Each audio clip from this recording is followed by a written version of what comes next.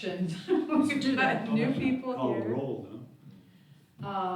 Yes, Carrie, would you like to call roll? Chair Lacy, Here. Vice Chair Brady, Here. Commissioner Brzezowski, Here. Commissioner Perez, Here. Commissioner Schultes, Here. Commissioner Zell, Here. Commissioner Thomas, Councilmember Marks. Here. Okay, so now that we've done the roll call, should we do just some brief introductions? Do you want to start, Eric? Sure. My name is Eric Perez. I'm actually the Aspire Counselor at SUNY Oneonta. I was appointed about 2 or so months ago, but I had a torn Achilles, so I couldn't be here to join you guys. So this is actually my first meeting. I'm very excited to participate. Glad you're feeling better. That must have been That sounds really painful. The boot and the crutches, I do not recommend. Couldn't even drive with them. Oh. Oh, yeah, because it's a right foot, right? Yeah. That's why it's out. That's why I picked the end.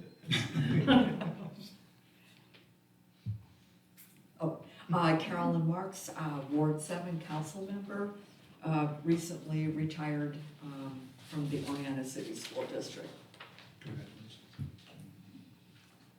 Bob Zlowski, one of the, what are we, founding members of this commission? It's you and me, but.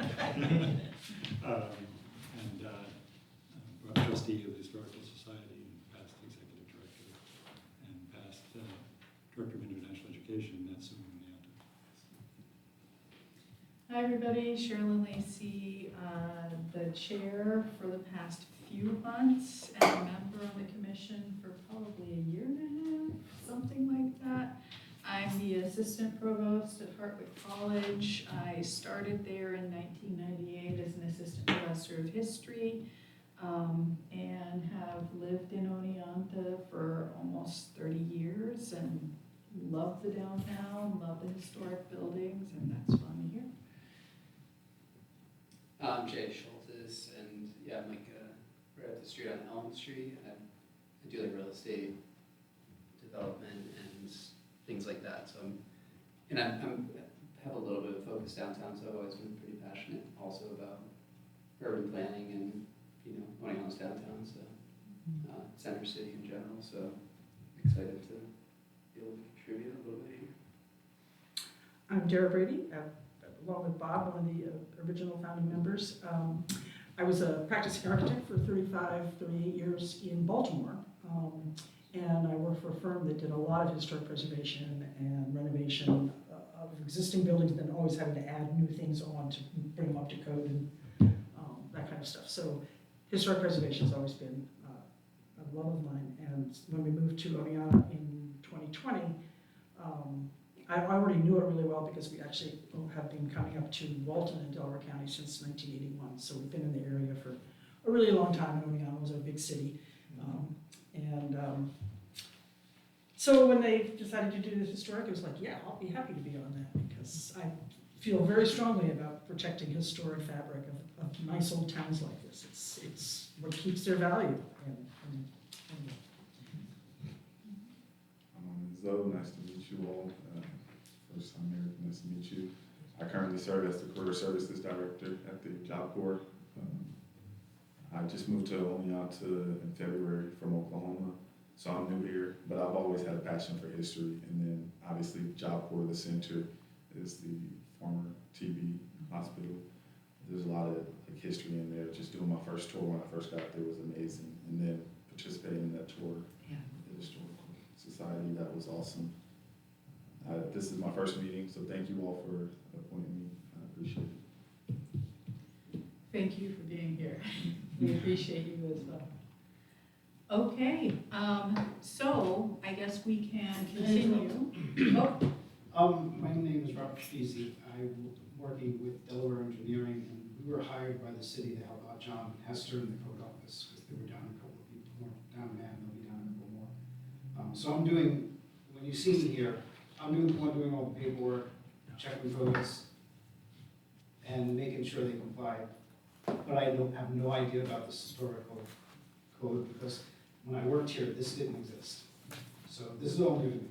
So I'm basically just pushing papers for you. But if you have any questions about code or some of these old buildings I know pretty well. I'd be happy to chime in. Thank you. And Carrie? Carrie. Hi, I'm Carrie. It's my first day. You wish. On the sixth. There we go. And so much more than that. The one who keeps all of us organized.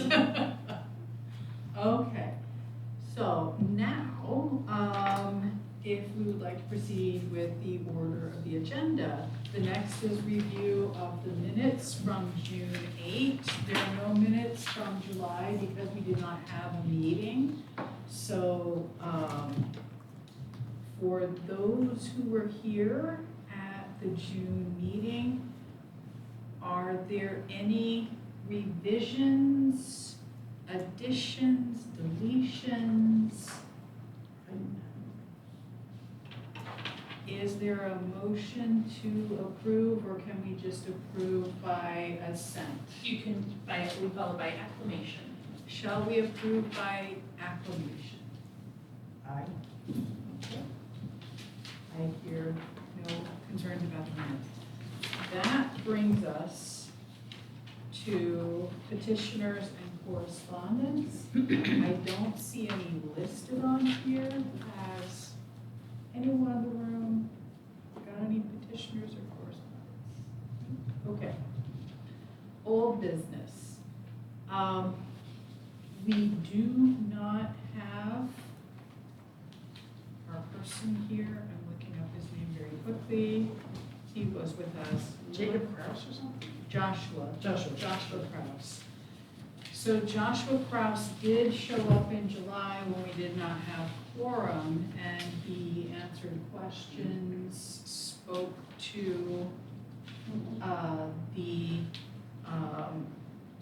the request for a certificate of appropriateness, but he is not here now, and we need him here.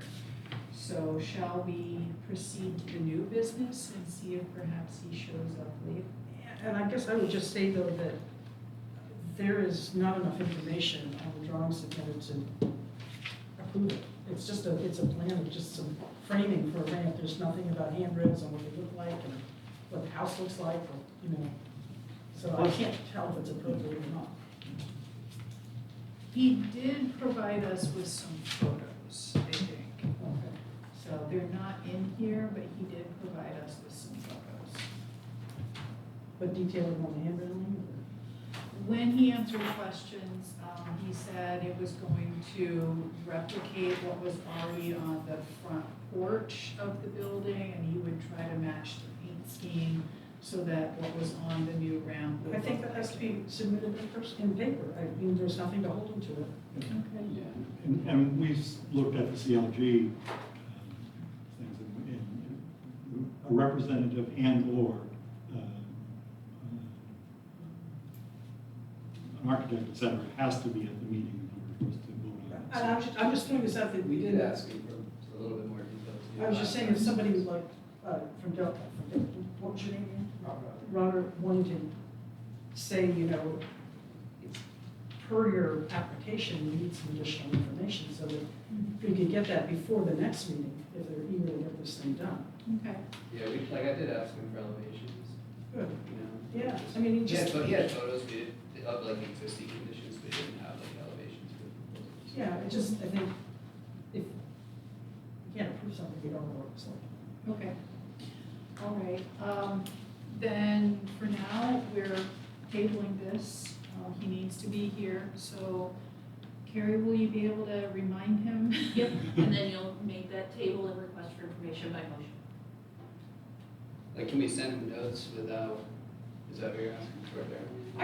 I'm just saying that perhaps it would be helpful to him, not to hold him up, to let him know that if he comes back in a month from now with just what's in this packet right here, and pictures of an existing additions, but nothing that shows what he's proposing to actually build, aside from framing, I wouldn't be able to vote to approve it. Okay. So I'm hearing elevation drawings, handrails. It's very similar to Yeah, this, basically the what amount of detail that was shown for the Huntington Library. It was very well documented and very easy to understand what they were proposing to do. It doesn't have to be to that level, but, you know. Do we need more detail on the materials? Okay. Because right now, it could be just like the pressure treated thing that went on the armory. I mean, they Yeah, we come with could- 2x6 handrails and, you know, it doesn't look remotely a sewer. Yeah, we kind of like just told him, hey, we really need to know what it's gonna look like from the street. Because he wasn't really sure what he was supposed to be bringing, I guess. Yeah, he described it to us when we asked questions, but why don't we ask him to actually document it in the forms that, you know, what will be visible from the street, the actual ramp, the exterior of the ramp, will it be made of wood? Will the artificial pressure The treated certificate stuff? of appropriateness application says what they need to submit. They need a site plan, they need elevations, they need plans. So if they follow what it says in it, and they can probably ask for help with that, you know, if they don't have an architect or. Okay. So Carrie did mention needing a motion if we are going to table. Is there a motion? Do we need to table it because he's not here? Or, It helps us with public noticing. okay, Part of that is for our benefit, part of it's for the applicant's benefit. okay. So you need a motion for tabling and then a motion for additional information? Yep, and it can be all combined as one. Okay. That you table until the So- September meeting to allow the applicant time to appear and provide the information that you've requested. Okay, so I make a motion that we table the certificate of appropriateness review for 29 Ford Avenue due to the absence of the applicant as well as the need for additional information with respect to elevations of what the ramp is proposed to look like, materials, and that's pretty much it. I don't care what color it is. Is there a second? Second. Okay. We'll do a vote going around the room, so, no? Do a vote based on my call. Based on, Sorry. a vote based on Carrie's call. You can tell that I'm new as the chair. So, Same order every time. Chair Lacy, aye. Vice Chair Brady, Aye. Commissioner Rosowski, Aye. Commissioner Perez, Aye. Commissioner Schultz, Aye. Commissioner Zoe. Aye. Passes. Okay. So, that brings us to new business, the certificate of appropriateness review for 62 Chestnut Street. We do have Alex? Yes, I'm Alex, I'm the director of the Huntington Library. Okay. Would it be appropriate to have Alex speak to this first? Okay, Alex, we have your application in front of us. Yeah, Is there anything you would like to elaborate on here? okay, so yeah, we are just seeking to restore our porch as much as possible to its historic state. We are gonna follow the Department of the Interior standards for restoration as much as possible. There are a few instances where we'll have to follow their standards for reconstruction. There's missing finials and balusters, that's the main part of that. Yeah, I don't have too much to say to it beyond that. I'm just It looking looks for- like you are also bringing it up to code by Oh, adding yeah, I'm the sorry. glass thank you. railing. Yep, we are also making it code compliant. Because the balusters typically on these old houses Yeah, are they're like too low. 34. They need like, Yes. I think it's 44 or 48 inches Right. they need to be, and they're too low, so there'll be a glass panel. And so then that's the only In addition, deviation. the brass railing, is that new too? The handrail? No, that's from the original, as Okay. far as we know. Okay. We don't have great documentation on the history of the building, and the porch has almost 100 years of handyman repairs, I don't know what else to call them. They were function over form. Yeah, so there's some remediation that has to be done on repairs that were not done with the intention of maintaining the history of the building.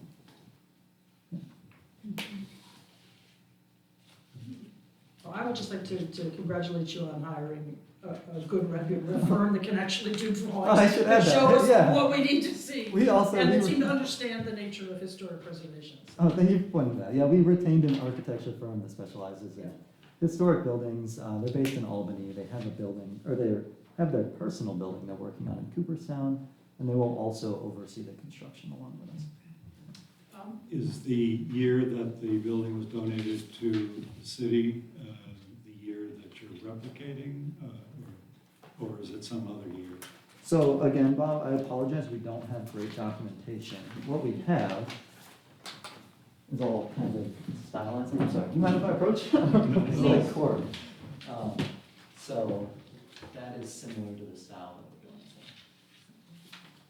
Yeah, we don't have any documentation or images from.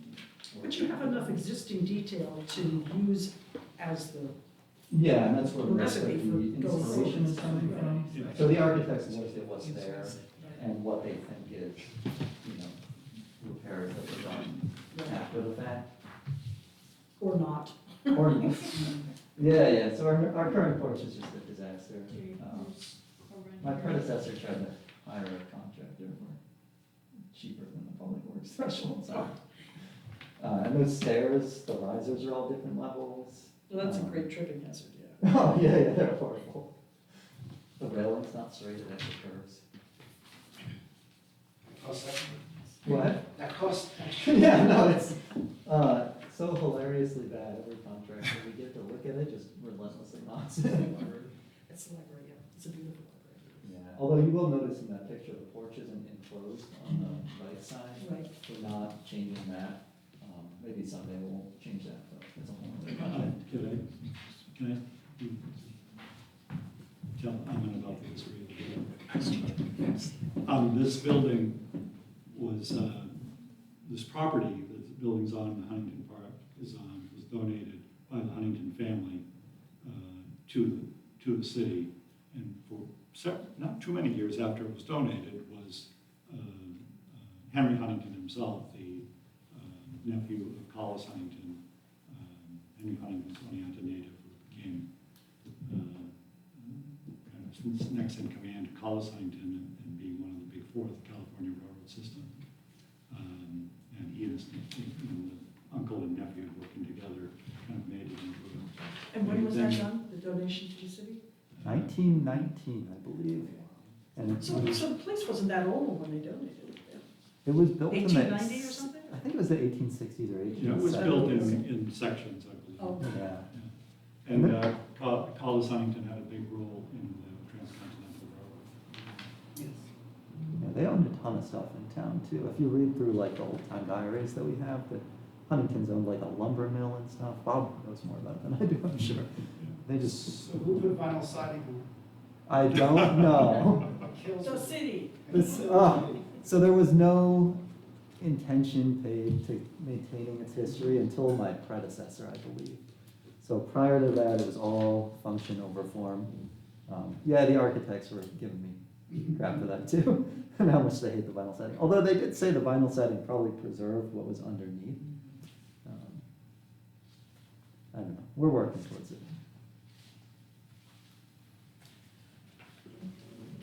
So I see that you are gonna be installing glass. Yeah, Where did that idea come from? so the railings on the porches are not high enough to meet code. Okay. So they're just an innovation to meet code without taking away from the kind of street level appearance. Okay.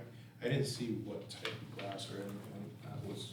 Oh, I don't know if Unless I I do missed my- it, because there's a lot. Oh, I got it. There's a 100-page project manual I submitted along with this that has everything. I mean, it's certainly tempered glass. I just worry with glass for.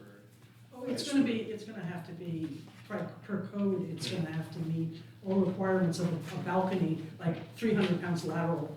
That's exactly what it is in here. I Yeah, just can't. so it's a requirement because where this is in the stair, that's where people are. You'll notice that they're not doing it over the rest of because the porch is filled in there, so.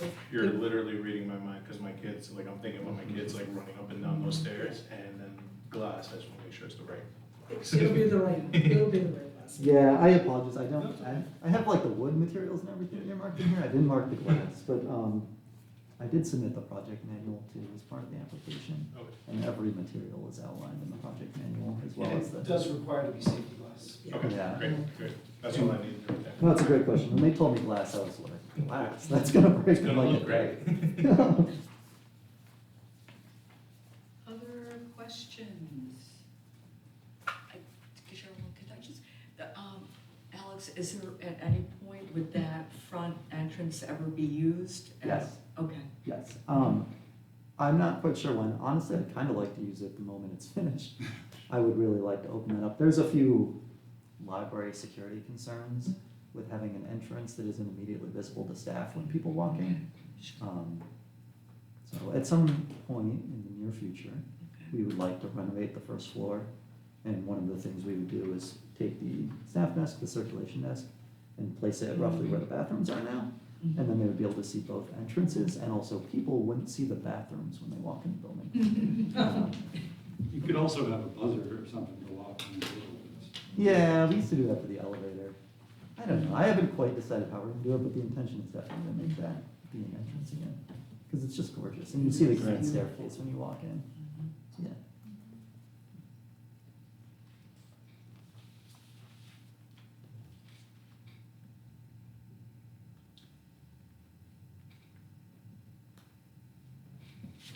Do you want a motion? Well, first, I would like to take care of seeker. Okay. For Amin and Eric, Jay, you might know this, I'm not sure, but seeker is the State Environmental Quality Review Act. Oh, yeah. And so we have to do a couple of motions before we make a motion on the actual application. There are two steps to it. The first is to say we designate the Landmarks and Historic Preservation Commission the lead agency. You can skip the lead agency, it's kind of, Well, I've had this discussion with people too. okay, If you're gonna do a coordinated review, then you have to declare yourself lead agency. You have to let all the other agencies know, whether they're the DEC or the DOH. But if you're gonna keep it as a local review, there's really no reason to declare it lead agency because you're lead agency by default. okay. So you can skip that stuff. Alrighty, that's not what we learned before, but I'll take it. One less step. Herzig didn't tell you otherwise, did he? We were just given some language. Previous code. Yeah. He doesn't know. So the next step is that we need to have a motion on whether or not there is, any particular positive or negative impact on this? Yes, give us language. I'm sorry. So what's gonna come before you when we do these is, or what's known as type 2 actions, is what it says in your memo. So because you don't see the other actions, it might not make as much sense to you, but when we say type 1 actions, that means it's gonna be a huge project. You're putting parking lot in for 500 spaces, or you're building a 100,000 square foot warehouse, or you're taking the 10 acres of trees down. Or it could be a very small project like you review here, and those would be type 2 actions, and those are, by law, those does not require an environmental review. So anytime you're doing any kind of I shouldn't say, most of the time you're doing historic preservation, there's a number I put on the memo, and that's the number of the exemption on the law. 300-75F. No, that is a legal number, where's the memo? So I think it's a type 2 action with a C2. Oh, number 1, it's the very first one, maintenance or repair involving no substantial change. That's all you do when it's doesn't require an environmental review. So the final type of action is called an unlisted action, and that's everything else that could happen. So just, what we're working with here are just the type 2s, so in 99% of instances. So it's just a question of saying, this is a type 2 action, and no environmental review is required. Do you need a motion for that? Yes. Okay. Would anyone like to make a motion saying that this is a type 2 action that does not require an environmental review? Anyone? Yes. Bob, is there a second? I second it. Okay. Carrie, do we need to do in order? Yeah. Thank you. Should we ask? Discussion, I'm sorry. Discussion. I don't see any need for discussion. Chair Lacy, Aye. Vice Chair Brady, Aye. Commissioner Rosati. Aye. Commissioner Perez, Aye. Commissioner Schultz, And Commissioner Zoe. Okay, so now that we've done seeker, now I think we can have a motion if anyone is feeling ready. We can also continue discussion if we need. Any further discussion? I don't have any other further questions. I think this is an admirable project that will benefit both the historic preservation of the existing building and the view from the street, so. Yeah, it's a bit of a Am I blend. hearing a motion? I move that we approve the application as submitted for 62 Chestnut to renovation of the existing historic porch to both bring it up to code and to the Secretary of Interior standards. Is there a second? Chair Perez, second. Okay. Type faster than I write. I do too. Chair Lacy, Aye. Vice Chair Brady, Aye. Commissioner Buzowski, Aye. Commissioner Perez, Aye. Commissioner Schultz, Aye. Commissioner Zoe. Passes. Okay, congratulations. Thank you. Thank you for putting together a really good proposal. That's all the architect, I'll be honest. Thank you for hiring a really good architect that's who what I could did. make this easy for you. I appreciate it. Ron, is there any further information we should give to Alex now that it's been approved, or will that be handled by the code office? No, code office will handle the permit and, Okay. they'll give, they'll, so do you issue a certificate of appropriateness here or when it's finished? I send a letter recommending it based on her directive. No, it would just be the code office, and once he sees the plans, he goes and sees it, makes sure it conforms to what. Of course, yeah. And they've actually already seen the plans for this one. Okay. Bob? 2 meetings ago, John Hester was here, and we asked him about just this. How do we know that the person has complied to the degree necessary for code enforcement and for what we had asked them to do?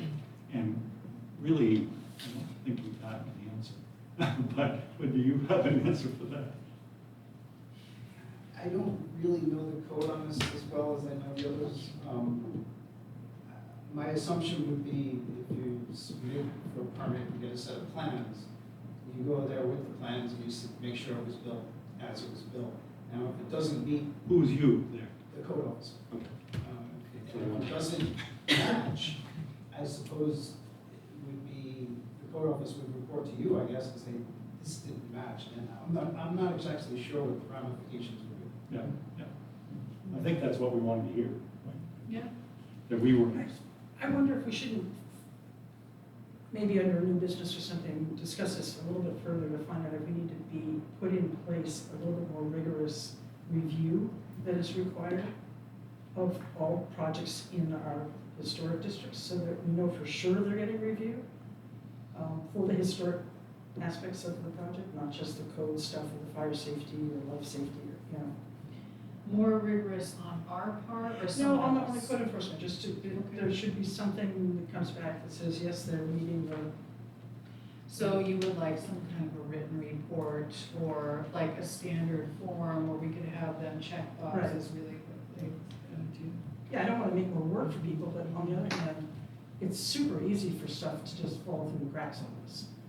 Are you seeing everything coming through? Like, what's your role with the? When applications come in for this board or the ZBA or the planning commission, site plan reviews or special use permits, John sends them to me, I go through them, I write the memo and answer questions and go to meetings. So like, are you the person who would flag it for this committee now then? Or would that be John? It would be John. Yeah, I don't really do field stuff. Well, it just gets flagged from the permit, right? Like, it would- Like I said, if you speak to the code office about setting up a routine where once these applications go through, you could follow up and just keep track. I mean, we drive by these places all the time, it's all exterior work, but just a checklist saying this conforms to the requirements of the historic preservation code. Dara was asking if, like, how do we know what's going to the code office actually gets flagged to us when it's supposed to? Right? Oh, John sends it to me as a, or when, as a, this is a historic preservation project. John says, tells us what the applicant is, you need a planning commission review, or you need a site. Because we're basically the first stop for the permit, this commission. If it's in a national register or it's on its own landmark, it has to come to us before it gets any other stuff. Carrie, you were trying to jump in there. Code enforcement also has the authority, after the commission has issued a certificate of appropriateness, if during their review they find that that homeowner or property owner is not compliant, they have the authority under the code to issue a stop work order. So, and that can come from either their observation or it specifically notes a representative of landmarks bringing it to their attention. So there are steps in place to make sure things are being done. We might want to talk about that later. Maybe we actually make sure we do a drive-by or something. Okay, Bob? I think considering the workload that code enforcement has, I'd be satisfied with a simple form, and maybe not have to write up a report or something, just saying that it's been reviewed. Well, and also maybe we don't have that many things that come before us. Maybe other ones of particular importance where, we stop by and take a look, 3 months into the construction on the library, make sure it looks like it's meeting the drawings. That This, kind of thing. this is kind of all new, because this was Steve's pushing this law through, if I remember correctly. Yep. And when Steve left, this came to me. This because is you guys Steve haven't earlier had any passed. applications. But I don't know that Steve left anything behind in the code office that would set something like that up. So it's just new for the code office, so keep that in mind. Let him know the easiest way to transmit it, whether it's an online form that he just checks the boxes, sends it out to you guys, or sends it to Carrie. But it's all kind of new. Well, maybe one thing that we could do as a group is just think of what, like, if there were a top 6 or top 8 number of criteria that we would want to, have checked off, could it be really short? Yeah. And we just Conforms say, if it conforms or doesn't conform. If it doesn't conform, that just triggers it. That's all you really need to know. Then you have to follow up. I mean, that would be the simplest from the code office standpoint.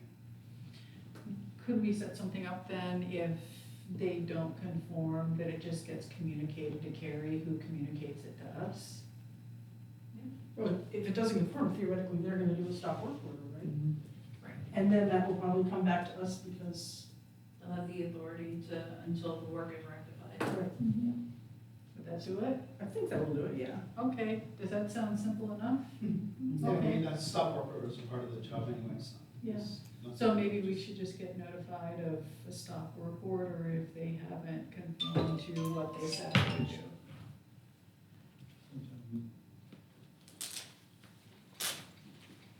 Do we need a motion for something like that? No? Okay. Right. Any other open, well, actually, the goals for this year, in the minutes, Alex, if you want to. I'm gonna, yeah, excuse myself. Thank you. You don't wanna hear about our goals, Alex? Come on. I'm curious, but I started working with AM today, so. The goals for this year, I did reach out to Bill, and I did not hear back from him. I'm not gonna poke. Right. I recall some discussion of our goals. I may need to go back through a lot of minutes, but we were reviewing a study that had been done of Oneonta and its potential historic districts. We have some already officially designated historic districts, and there are other, neighborhoods or pockets of historic architecture in the city that could potentially be designated historic districts but are not currently, but we discussed, after someone came and did, I forget what it's called, but a very big local study of that. Reconnaissance The reconnaissance level The survey. reconnaissance level Yeah. survey, that's the word for it. They wrote up a lot of historical and architectural detail on what these different neighborhoods might be. So I know we were considering as one goal, investigating further, should we see if there's interest in moving to get another area designated as part of the historic district. And I think we had settled on some areas that are on the outer boundaries of our current historic district.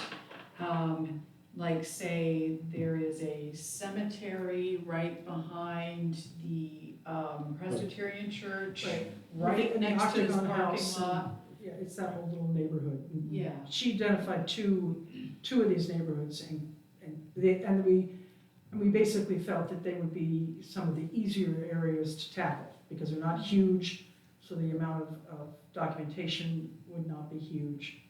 And then the other area was over the Academy Street area. Yep. So we had been discussing that. I think, you know, because of the turnover in the commission, we sort of paused that. And so we could discuss if that is a goal we want to resume. I know there was also interest in doing some more things for the community.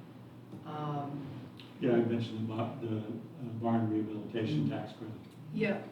So just making Workshop. people aware, having workshops that would make people aware of funding opportunities that they could get that are available if you are renovating certain properties that fall within the definition of historic. And then I'm gonna have to go back through old minutes to see if I can find any of the other the goals that had been discussed back in December, January. Carrie let me know that the report that we need to submit isn't gonna be due until after our last meeting in December. So that's not on fire, thank goodness. Does anyone else have memories of goals that the commission had set for itself that I've left out? I I don't would know. recommend reading, Bill Plymell did in his report to the National Trust.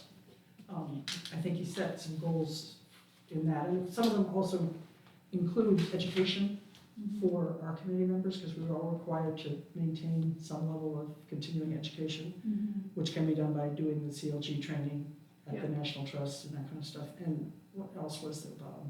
Well, I don't know if we set it as a formal goal, but we certainly talked about whether there are additional properties that we want to present to common council as being protected by the CLG ordinance.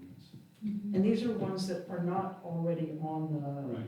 national, yeah, not already nominated, so we would have to nominate them, that would be the, or no, we could just make them local landmarks, that's right, yeah, which would be easier and more protected anyway. Do you guys, all of you understand the difference between being on the National Register and what that confers on you for protection versus being a locally landmarked? So it's a big difference, actually, and it's really interesting. It was very nice to be on the National Register. You can put a plaque on your house if you want, you know, it confers some level of real legitimacy, because it means that the National Trust for Historic Preservation has actually really looked, and it's actually a pretty heavy-duty application to get on the National Register, so it's sort of a big deal. But it actually confers almost no protection. The only way it would protect a building or structure or landscape is if there was going to be federal money used to do a project that would hurt that building. Like we managed to get my neighborhood in Baltimore on the National Register because they were going to put a highway right through the middle of it. And it was a neighborhood that was laid out by Frederick Law Olmsted, who did Central Park and Prospect Park, so we were successful in getting it on the National. And then we got it locally landmarked. Here in Oneonta, being a local landmark means that they have to come before us to this commission, and we're a certified local government, which means we have a power and responsibility to say, no, you can't do that, that's not appropriate.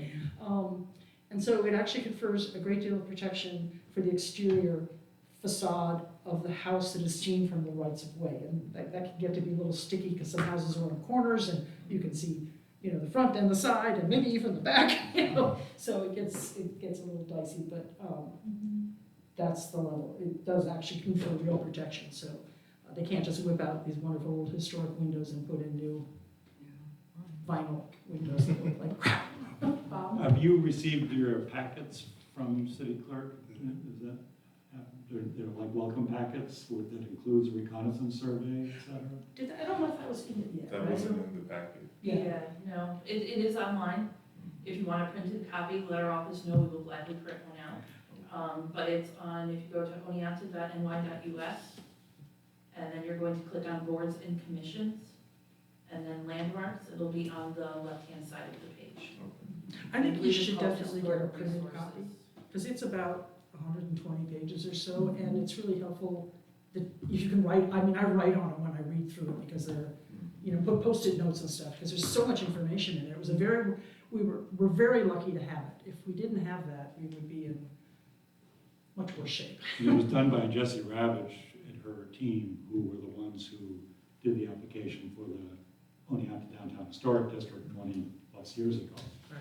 So some- she's very some knowledgeable. continuity there, and she has a great reputation with the State Historic Preservation Office. And it's well written, it's easy to read, and it's informative, it's kind of, you know, I mean, I wouldn't read it all at once. Or if you want to go to sleep, it's not a bad thing to read. But I think everybody should have that. Well, if it's available on our website, then we all do have access, but we could request to Carrie that we just get a bunch of printed copies. We can have a whole bunch printed for the next, by a whole bunch, I mean, one for every commissioner Yeah, and just- council member, but. Just the new ones, I think, because I've got one. Right, yeah, the rest of us all have them. Yeah. I think you have one, Jay, don't you? I don't think I don't print it. Okay. Not from this. Historic, I mean, I found it right away, but historic resources survey. Yeah. Speaking from a sustainability part, I'm good. You're good, yeah. That's why we don't automatically print them, because Yeah, I there's a lot of paper. Yeah. Yeah, I can read it. Yeah, but it's like- a good 82 pages before the tables. But that's what it looks like. You can see it really bad. Is there further discussion about our goals for the year?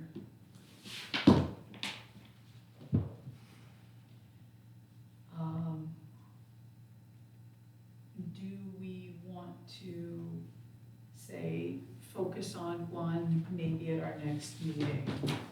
Whether it is education or raising community awareness about the Barn tax rehabilitation. Yeah. For that one, you should make sure the code office pushes it. To tear down a barn, you need site plan approval from the planning commission, so it actually comes to you. But we tore down some beautiful barns in the last 15 years that it killed me when they would get the approval, but there was really nothing they could do to say no. But if there's a stopgap, at the once it comes to the code office window for a demolition, that's when we should be pushing, you can get money or tax credits in order to repair some of this. Because it's often cited as the reason they don't want to repair them is they can't afford to. Right. And then they get some contractor to give them an inflated cost estimate, and they say, here, see, this is my reason, and there's really not much you can say. The last one they tore down on 17 Maple, that's the old sorority house. That garage, as they called it, had a full court basketball court on the second floor. It was beautiful. Yeah. That It was Brazil, really well made. the barn by Brazil, too. Yeah, just to clarify, like for you, when they say barn, we're actually talking, because we're in the city, don't have full-fledged dairy barns. We're talking about what a lot of people would call a garage, or those, the two-story structures behind the main houses that, some have been converted to libraries, you know, some have basketball Housing, courts. A lot of it's been turned into Housing. and saved, I mean, it's been carved. But if they ever have the function of housing, animals of any kind, horses, then they can follow, then they get that barn tax Yeah, credit. it's even a little broader than Yeah. that, but yes, that's it. So that's the benefit, is that while we wouldn't necessarily consider them a barn, because of when they were built and what they probably functioned at for the first 20, 30 years of their existence, they can get this barn tax credit.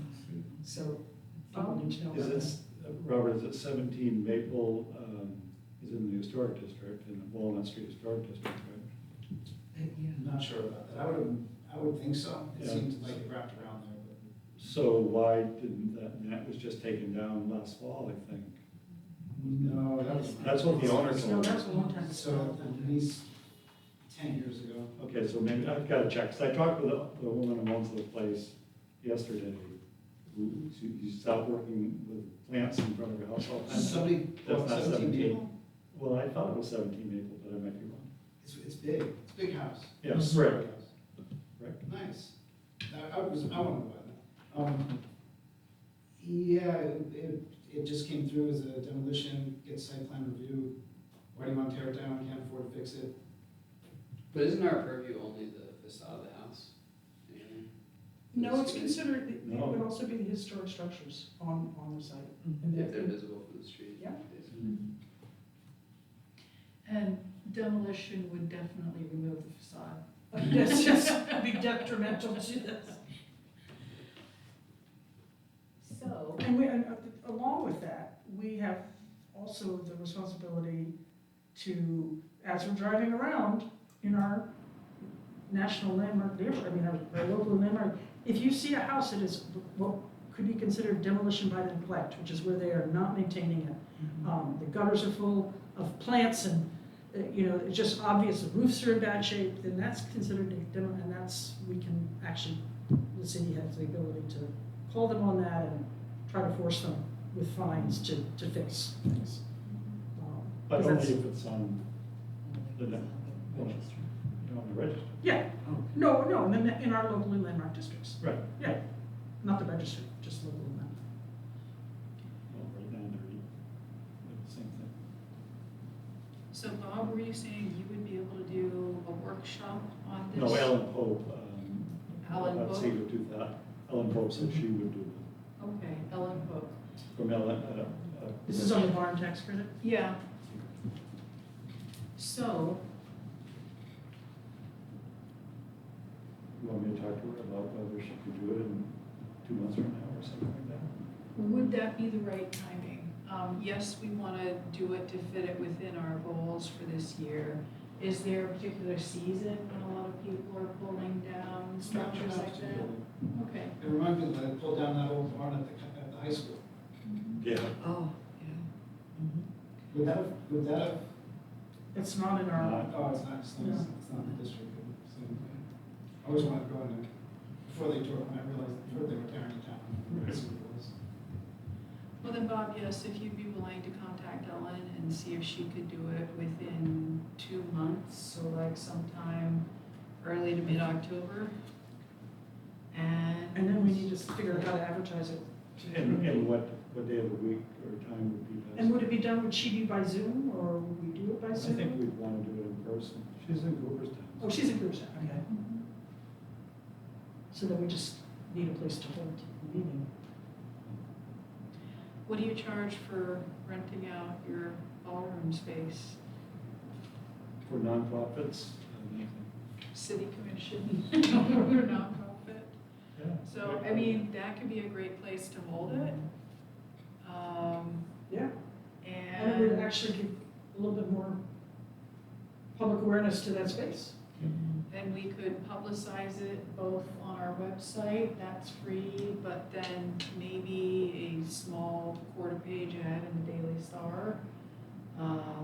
And maybe pin up some 8.5 by 11, like at the library and a couple of other places like that. Yeah, coffee shops on Main Latte, Street. well, Yeah, and we passed, the board passed a building use policy, or third floor use policy in the last 10 days. I don't know if it's made it to the GOHS website, but it certainly will be pretty soon. Yeah, well, Okay, I'll talk with her and see when's available. because if this could get real money to people who want solutions for these kinds of barns on their properties, but, you know, What's it worth? 25% or? I believe it's 25%, yes. I mean, that can help with a roof. You know, if you need to get a new roof on a structure, oh which is the thing we need to do to keep them from falling down. So 25% of the total cost of the renovation, you can get a tax credit for that? That's not bad. No. I mean, there's a little bit of arduousness in applying for it Yeah. and submitting documents and then getting it approved and all of that. That's not. But But the application is much simpler than it was a couple of years ago. It really responded to, you know, you shouldn't have to get an outside person to do it. If you're having these difficult ratings.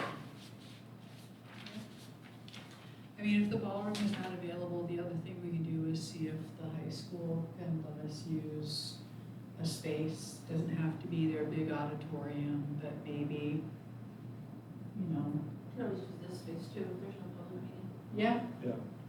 Yeah, I mean, I doubt we're gonna get more than 15 to 20 people. Yeah, so we could use the city council chambers. And it could be recorded and available for viewing later. That would be great. We'll do. Great, good job. Any other discussion?